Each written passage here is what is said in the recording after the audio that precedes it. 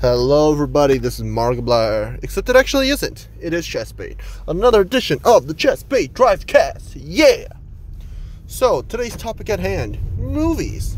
I started rummaging through all the topics that I could talk about and realized I don't really talk about movies that much. Well, movies as a whole. Obviously, if I've talked about certain companies that shall remain nameless for specific reasons. But besides that, we really haven't talked about movies as a whole, as in like the whole filmmaking process. So there's this guy that I watch, Schaeferless Productions. Absolutely love him. Coconut crab loving dude, loves all things shiny, and loves all things seafood. Absolutely love the dude.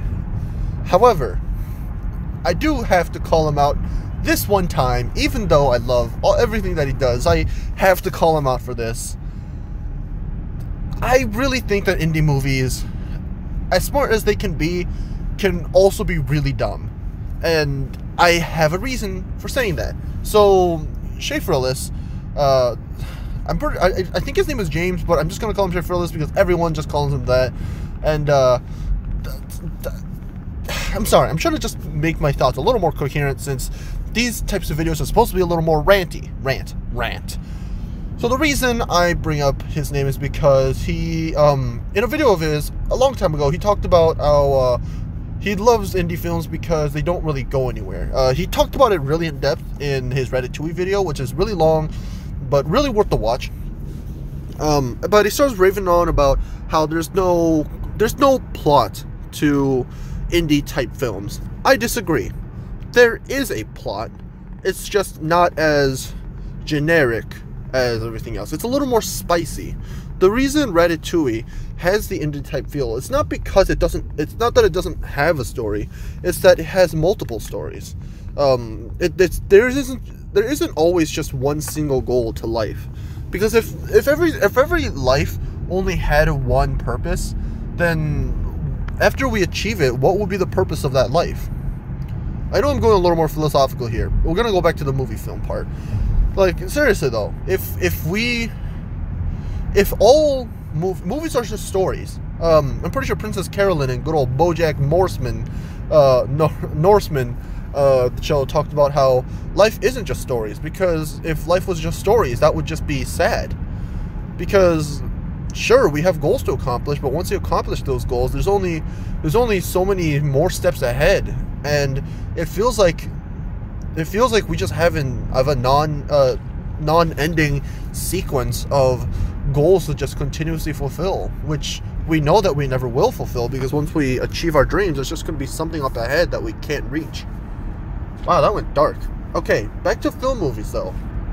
The reason I think indie movies, like, sure, some of them don't necessarily need to have a story, and sure, I applaud that, but you also rate, like, not just Schaeferless, but movie critics in general, they talk about how certain movies don't have a coherent plot or don't make sense, but a lot of indie films don't make a lot of sense either. Like, I'm not saying indie movies bad, generic movie good, because obviously there's some really bad stinkers out there that have multi-million budgets and crash horribly. Rise of Skywalker. Ahem. Not really. Whatever. But indie movies, I don't know. I haven't seen enough of. I'm not gonna say I'm a professional movie film critique, and especially since I haven't seen enough movies to actually be, to be able to critique films. But I'm just critiquing the critiques, and I'm just trying to play devil's advocate here.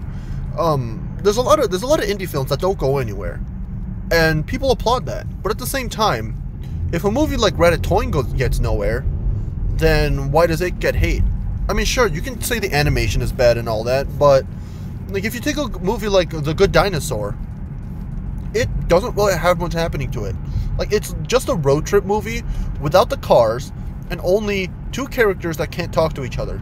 So imagine Ratatouille, but you took everything story-wise out of it, and then you just put the how do I say this? The new age technology into the movie. Oh gosh, fuel is low. Okay, I got genuinely scared. But yeah, imagine if you took out all the heart out of the movie, a la Avatar. Not the Shyamalan one that doesn't exist. I'm talking about the Blue People one. Because the Blue People one was absolutely stunning to look at.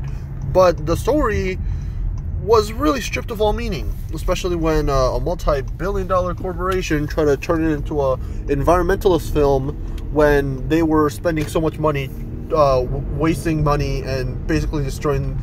how do I say this? Basically billion-dollar company destroys product that was that had a lot of heart put into it, which also happens to be the plot of the original movie itself. There we go. Had to put it a little more discreetly. But yeah, I'm not saying you need to have a good plot to make a good movie, but it definitely helps. And all I'm saying is I'm not gonna sit through the journey of someone's life through senior year of high school simply because it's available. Like, sure, you can have compelling characters and end up with a Thor Ragnarok situation, or you can end up with really funny really funny comedy situation possibilities, end up with a Borat, or a Borat 2 if you're inclined for that. But oh my god, I should have talked about Borat. That would have been so much smarter. Borat and Borat's subsequent movie film are really great. I will say Borat 1 is funnier, but Borat 2 has a better story because it has a genuine story. Like, I don't know. I don't really want to talk about Borat 2 simply because of the controversy that happened behind it. And by controversy, I mean nothing ever happened with specific lawyer of specific president. Okay, I swear, that's gonna get flagged. That's gonna get this video flagged. YouTube, please don't flag me. I'm just trying to talk about movies and how sometimes they can be great and sometimes they're terrible. That's all I want to say. You shouldn't need to judge a film by who made it or who's in the movie at all. Like, as long as I get a good story, I could be watching Dr. Zhivago and I wouldn't care. I haven't actually seen the movie. I just wanted to reference some old movie that I haven't seen. But as long as it has a compelling story and a compelling narrative with good characters, they don't even need to be good characters. They can be half decent characters, and with a good enough story, you'll make me care about them. That's what a good story does. A good story gets a bunch of people, or just characters in general, that people don't like or don't care about, and make them actually care about them. I mean, heck, the movie WALL-E made us cry about two robots that don't have gender but still fall in love with each other. Guys, come on. That's filmmaking. I'm not going to say WALL-E's a perfect movie, but over the years, I don't care what anybody says, it's become my favorite Pixar movie. Sure, you have your Incredibles and Ratatouilles, and sure, you have your Toy Stories and all that, but in the end, like, WALL-E is 90 minutes, not 90 minutes, WALL-E is about 70 minutes of really well-crafted, I don't want to say indie movie, but it really is indie movie, I hate to say it, like, because nobody talks. Like, the reason I call it indie movie like is because they take such a radical approach to story structure. Again, to your BoJack Horseman fans, there's a whole episode, Fish Out of Water, where nobody talks for the entire episode until the final line, and that's it. It's absolutely gorgeous and absolutely stunning. The story behind it, surprisingly holds up well. Holds up water. Really bad pun. And just the reason of BoJack being underwater makes sense, and the characters make sense, and it's just a good overall time. That's all I'm trying to say. And I appreciate what they tried to do with it. WALL-E had the same reason. Because we're in the vacuum of space half the time, and we're working with robots, they shouldn't need to talk. They're not programmed to talk. And because of that, we're just sitting in a silent, wasted planet that is essentially has the same atmosphere as space. It's devoid of life. It's devoid of all meaning. of course, until the plant comes in, and then Eve comes in. And sure, you could say, oh, plot contrivance, oh, Eve all of a sudden finds the robot. But, like, it doesn't matter. Like, that's... Sure. The fact that Wally just so happens to show Eve the plant, sure, maybe you could say, whatever. It makes sense, but it comes out of nowhere. I don't know where I was going with this. Gosh.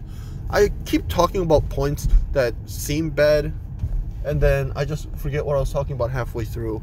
I don't know. The whole idea about Wally being two robots in space falling in love with each other, it's just such a simple yet lovely premise. Like, think about it. Just think about it. I don't know how to put it. It's just so magical. I miss that about Pixar. I mean, sure, I'm pretty sure by the time this comes out, I've probably already made a video of me talking about Soul, which I have yet to finish seeing, but I am currently watching it. I think like 2/3 into the movie. I'm probably gonna have that giant twist revealed to me at the end, because Disney loves to do twists. But I'm really enjoying the movie, and I don't know. I'm just really looking forward to talk about it, because like, it seems to have a really good premise, and I'm really looking forward to how it executes said premise. You know, I probably should have gotten some gas. That's on me.